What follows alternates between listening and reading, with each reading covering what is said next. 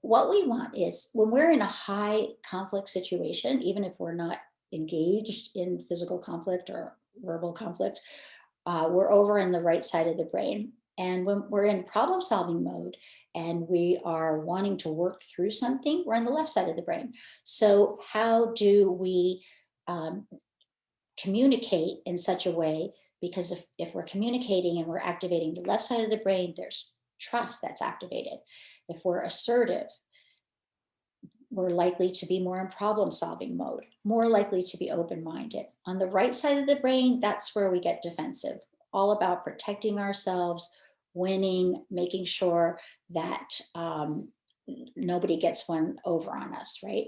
So there are so many things we can do to speak to the left side of the brain of the other person and thereby influence their ability to communicate back with us. One is eye contact. So even in my office, people come in and they just don't look at each other at all. And it's not that big an office, so it's uncomfortable. But I need them to have eye contact because without it, they aren't going to trust each other. So if we're there for mediation, I make sure we look at each other a little bit because trust can't be there if we don't have some eye to eye. Um, Keeping everything brief, just the facts, okay? So, and as soon as we get into a long story or an advice or an explanation, or, that triggers the right brain and that triggers that defensive posture, getting back into the cycle of conflict mode.